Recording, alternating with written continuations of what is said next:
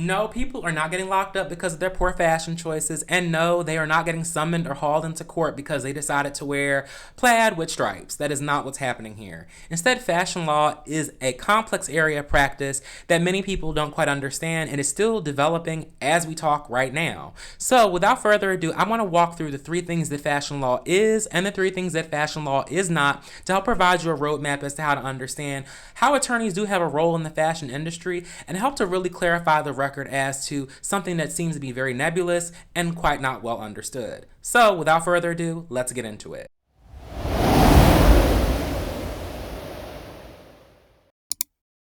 Hello, everybody. I'm your host, Ivan Francis Wilbanks, and today we're going to be talking about exactly what fashion law is. So, to kind of lay the foundation a little bit and start the conversation, I'm an attorney who's been practicing in the state of Georgia in the United States for the last 7 years, and I'm also licensed to practice in the state of Pennsylvania or the Commonwealth of Pennsylvania for the last 3. And so, in light of that, I'm now undergoing a journey to begin a fashion law LLM in the UK beginning very, very shortly. But before I begin this process, I kind of wanted to break down exactly what I was walking into and kind of laid the foundation so that way it was a little bit more clear because so many people have asked me. So first and foremost, fashion law is not a standalone practice area. Some people may be thinking, okay, but you call it fashion law, like it should be its own practice area. And in a way, it could be considered its own practice area, but in fact it is not. And one of the reasons why it isn't is because fashion law is a collection of smaller practice areas that are all put under a same body of practice to serve a client of a specific type, which is in this particular case, fashion houses or manufacturers of garments or manufacturers of jewelries or cosmetics companies, so have you. If you are in the fashion and beauty industry, fashion law generally encompasses of all the different things that you can probably encounter in the course of transacting business. And for lawyers who are working in the fashion industries, this could mean a myriad of different things that they could possibly be doing. For instance, trademarks and copyright establishments sometimes are needed to help protect the intellectual property rights of the fashion house with their new design. Or perhaps maybe there's a new patented formula for a cosmetic. You're going to need somebody to help protect the intellectual property rights that are associated with this new development of this new product. So it's important to consider that when a fashion law attorney is talked about, they tend to operate in many different areas and spaces, and they usually have to ensure that the business of beauty is handled appropriately. With that also being said, it's also important to realize that when you are an attorney who is working in the fashion industry, you have to wear multiple hats and be very, very flexible. This can mean either being up to speed on the products and services that your client or that your corporation offers, which means you might need to be aware of that exact new collection that just came out, or it could be being aware of the financial status of the company and the client that you're working with to ensure that they are not insolvent or there is a cash flow issue. Or it could also mean navigating potential legal liabilities due to maintaining the business or any sort of things that could come up through the manufacture of products or human rights or regulatory issues that could potentially arise. So when you are a fashion attorney, you're not necessarily focused on just one practice area. You actually kind of have to be the jack of multiple trades in order for you to be very, very effective at being able to serve your client in the manner that they need you to serve them in. So that brings me to point number 2. Number 2, fashion law is not only related to corporate transactions or handling corporate deals, there also is litigation that is or can be involved with respect to the fashion law world. So, one thing I want to let you know is that lawyers in most places, especially in the United States, usually fall into one or two boxes.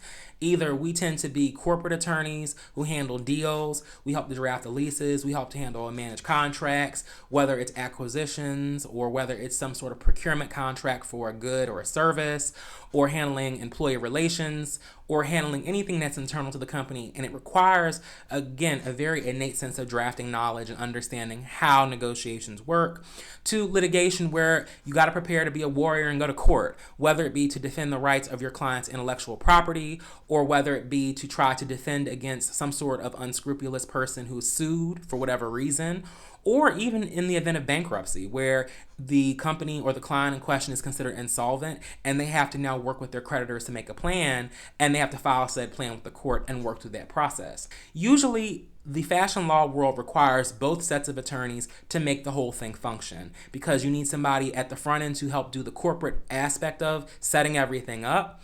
But in the event that things go wrong, the litigation attorney is there to also ensure that if we get hauled into court for any reason, that they're there to ensure that the rules are followed and the procedure is followed to either defend the rights or to avenge the rights of the particular client in question. It's important to know also that there is some level of transferability of skills. So speaking for myself, I'm a litigation attorney and I've been doing that mainly for 7 years. But in the course of doing litigation work, I've also had to develop skills that are akin to a corporate transactional attorney, such as being able to read and interpret contracts, being able to draft contracts and settlement agreements, and also learning how to negotiate. So that way, things, if they go forward, are in the best interest of my client, and also advising my client with potentially any particular thing that could arise. Because in the world of litigation and also in the world of corporate transactional work, you may have to make sure that you plan accordingly for the next step for your client and also for the other person on the other side of the deal as well. And number 3, fashion law is not a one-dimensional or two-dimensional space. Many people believe that fashion lawyers were people that wanted to go to fashion school and then we decided, oh, we just couldn't cut it, and so we went to law school instead. And that is not the truth. In fact, when I went to college for communications at first and then went to law school. But there are some people who I went to law school with who were people who did dance. There were some people that did, fashion design and decided to become attorneys. There's some that majored in music and musical engineering and became lawyers. And also chemical engineers and biologists or pre-med students also happen to become lawyers too. And guess what? Some of them happen to find themselves working in some of the largest brands in the world, whether it is places like L'Oreal, Estee Lauder, or working at brands such as Louis Vuitton or LVMH, Burberry. All those companies in question have attorneys from multiple different places and spaces that they were practicing law, but they all had a foundational education that may have been in something different.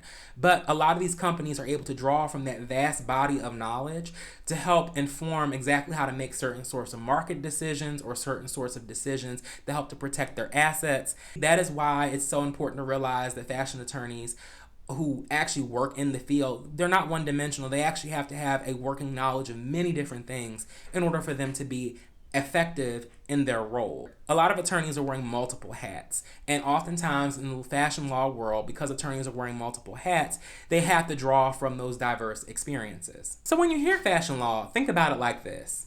Think about it like it's the human body, right? There are multiple different organs inside of the human body that all have to simultaneously work together to make the system work. And in the event that something stops working appropriately, usually you have to get somebody specific to help with that specific issue. So hypothetically, if you own a fashion brand and you're insolvent and you are bleeding money and you have a bunch of creditors beating down your door, you need a bankruptcy attorney for that particular sort of issue. Or say, for instance, you are a new fashion brand and you're excited to go out there and put out your wares, but you haven't trademarked anything and you don't have any intellectual property rights established over any of your designs. Well, what you may need to do is talk to a trademark attorney to ensure that your intellectual property rights are protected before you release your items to the consumer. It's very important to consider that each particular practice area inside of the system of fashion law has a purpose to both forward the aims of the client and also to protect the client in the event that something does go wrong.